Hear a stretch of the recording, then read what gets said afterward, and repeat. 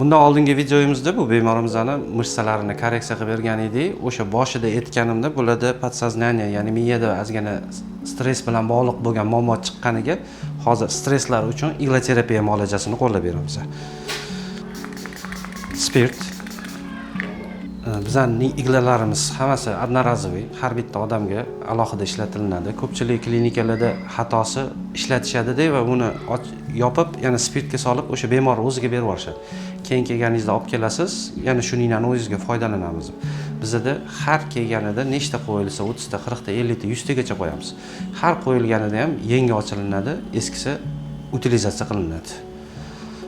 Hozir bularni yuzlariga, yuz sohalarida tochkalariga qo'yib chiqamiz. Ya'ni bu yerda faqatgina stress bilan bog'liq emas, ichki organ o'sha jigar deganimizdagi emotsiya bilan bog'liq, mushaklar bilan bog'liq bo'lgan hamma tochkalariga qo'yamiz. Miyada qon aylanishini yaxshilashga. Ninalarimiz одноразовый, ko'zingiz oldida ochamiz. Bu tochkalar ko'zingiz zrenalarini ham yaxshilab beradi. Ozgina vahma ham bor sizda, tochkalar vahmaniki. Har doim bizga bemorlar kelishadi, bir xil bizda menda hech qanaqa kasallik yo'q deydi-da. Lekin biz test qilganimizda eng kamida 2 ta yo 3 ta kasallik topamiz. Keyin o'zligiga yetsak, ha deydi. Bu bemorimiz ham hozir kelganlarda nima shikoyatingiz bor deb so'raganimda, faqat o'sha sportdan keyingi восстановление qiyin bo'ladi. Holsizman faqat dedilar. Hozir shu yerda o'zida bularda ham jigarda, ham mirsalarida muammo chiqyapti, soznaniyada emotsional muammo chiqyapti, vahma chiqyapti. Bu kineziologiya kasallikni aniq topib, ildizini bartaraf qilishga yordam beradi. Aniqlik bilan. Bo'ldi. Shu holatda 10 minut, 15 minut yotib turasiz. O'zingizni bo'sh qo'yib, hech nimani o'ylamasdan miyani tinchlantirishga harakat qiling. Hozir miyangiz tinchlanishi uchun men sizga muzika ham qo'yib beraman.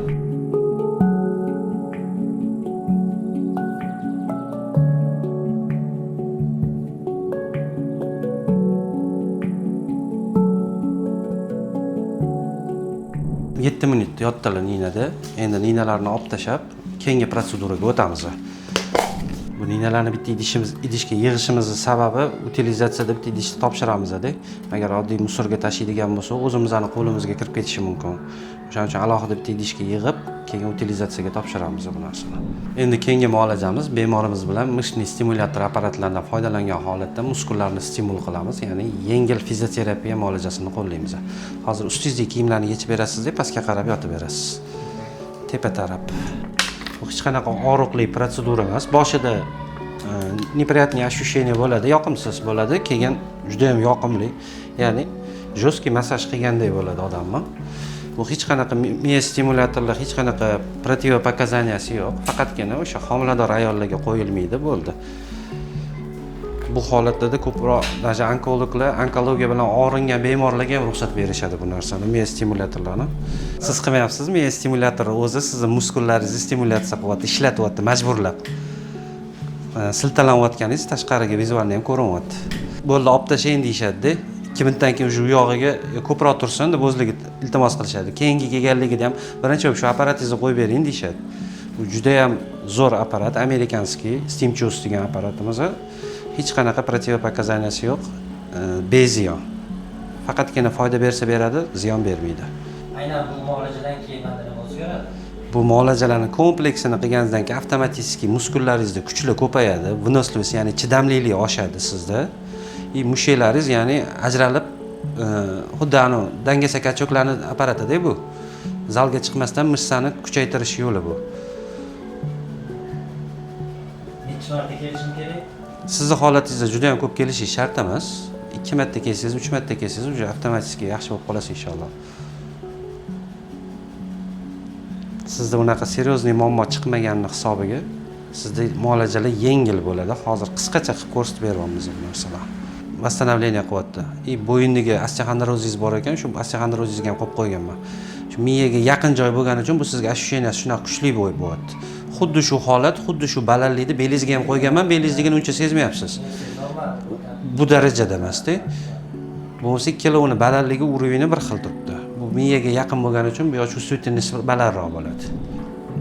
infrakrasniy lampalarimiz. Bu основной shamollashlar bo'lsa tanadagi juda ham zo'r bartaraf qilib beradi o'sha muammolarni. Buni ham orqalariga yoqib qo'yamiz. Yoqimli issiq beradi tanaga. Ko'pchilik bizdan so'raydi, mana lipochkalarni har bitta odamga bittadan qo'yasizlarmi, alohida qo'yasizlarmi deyshadi. Unaqa alohida qo'ymaymiz. Bitta lipochkani ikkita, uchta odamga ham qo'yamiz, chunki bu lipochkalarimiz juda ham qimmat turadi. Birinchidan, ikkinchidan buni zakaz qilishimiz Xitoydan, boshqa davlatlardan keladi, kirib kelish muddati ham og'ir, ko'p vaqt ketadi. Shuning uchun bittasini bitta odamga ishlatganimizdan keyin обязательно 96% spirt bilan dezinfeksiya qilib, keyin keyingi odamga qo'llaymiz. Bir xil odamlarga 1 soat, 40 minut, 1,5 soat qo'yishga majbur bo'lamiz, chunki ularda mishniy spazm kuchli bo'ladi juda ham. Ya'ni kasallik og'ir ahvolda kelishadi. O'sha holatda bu apparatlardan ham ko'proq vaqt foydalanamiz. Bitta odamning o'rtacha lecheniya qilish vaqti 1 soatdan 2 soatgacha cho'ziladi. Bundan tashqari yana ko'plab miya stimulyator apparatlarimiz bor. Hozir video uchun qisqacha qilib ko'rsatib beryapmiz. Bo'ldi. Bularni miya stimulyator vaqtlari tugadi. Endi bu o'chirib, keyingi amaliyotga o'tamiz. Ko'pchilikning xatosi massaj qilayotganda ham birinchi yog'ni shunda tanaga quyib yuborishadi yoki mana quyib yuborishadi-da. Massaj qilishdan oldin albatta yog'ni qo'lda isitib olib, sekinlik bilan sekin isigan yog'ni tanaga ishqalash kerak. Buni surib olganimizdan keyin sekin tanaga yedirib yuboramiz yog'ni.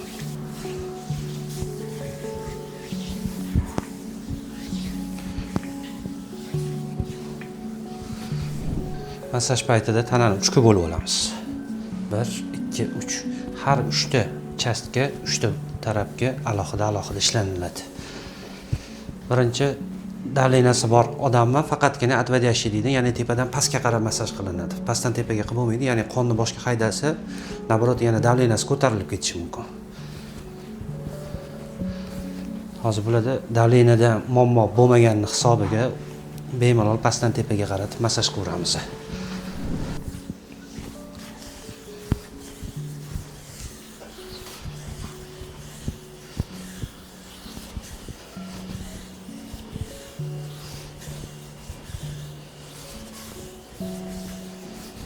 Massajchi grijasi bor bemorlarda massaj mumkin emas deyiladi. Uni asosiy maqsadi, sababi bu yetishligini sababi grija o'zi massajda позвоночный bosilmaydi-da. Ko'pchilik massajistlar buni bilmagan holatda позвоночныйni o'zini bosib qo'yishyapti. Shuni hisobiga grijani kattalashishiga olib kelib qo'yapti. O'shaning uchun vrachlar страховка qilib massaj olmaylar deyshadi. Agar opitli massajist, opitli bo'ladigan bo'lsa, bemalol olsanglar bo'ladi. Позвоночникka bostirmagan holatda faqat позвоночник atrofidagi mishsalarni massaj qilsa bo'ladi.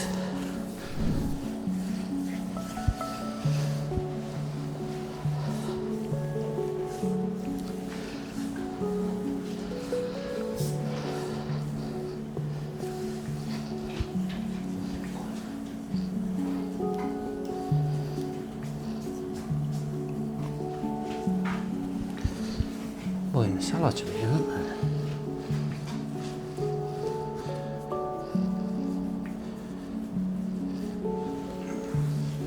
Qonni pastdan tepaga haydab oldik. Endi tepadan pastga haydaymiz. Ozgina og'riydi aka.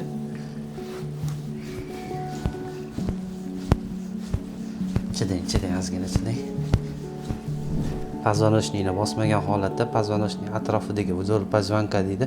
O'sha yerda nuqtalarni massaj qilib chiqamiz. Yengil. Massajda muhimi yog'ni ham to'g'ri tanlashni bilish kerak. Birinchi o'chirda, ikkinchisi yog' miqdorini ham tanlashni bilish kerak. Agar keragidan ortiq yog' ishlatadigan bo'lsangiz, bu birinchi o'rinda bemorga noqulaylik, diskomfort beradi. Agar yog'ingizni hidi yoki tanani yumshatib bera olmasa, terini yumshatib bera olmasa, pitaniyasi yaxshi bo'lmasa, u ham bemorga noqulaylik tug'diradi. O'shaning uchun imkon qadar terini yumshatadigan, hidi yaxshi va juda ham me'yoridan ko'p ishlatish kerak emas yog'ni. Qo'l sirg'ansa bo'ldi, bemor tanasi shilinmasa bo'ldi.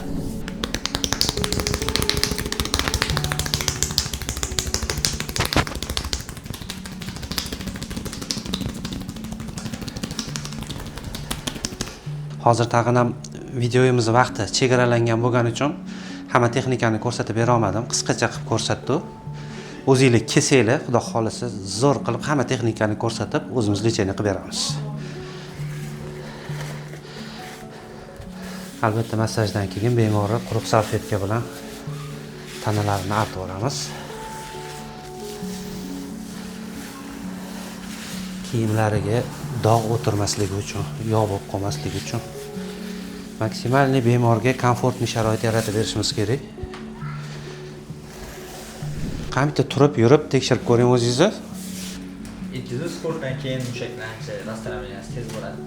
Qanaqadir o'zi oldingiga nisbatan juda ham yengil. Boya kelgan holatingizga kelgan o'zgarish bor, a? Qushda yengilligi rostdan ham bir havoda muallaq turgandek. Alloh shifo bersin. Shunaqa bo'lyapti. Xudo xolisa bu effektimiz, bu licheniyamizning effekti bizda vaqtinchalik bo'lib qolmaydi.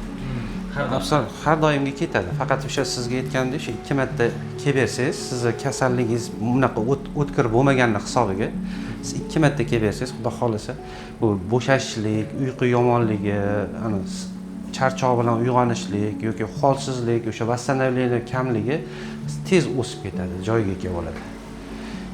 Основной bu muolajalardan kelgan biz kerakli nuqtalarga qo'yganmiz, erkaklarga основной testosteronni ham ko'tarib beradi bu narsa. Ya'ni erkaklik quvvatini oshirib beradi. Bu erkaklik uchun eng kerakli gormon hisoblanadi. Xudo xolasa bizning licheniyamiz har tomonlama sizga foyda bersa beradiki, ziyon bermaydi.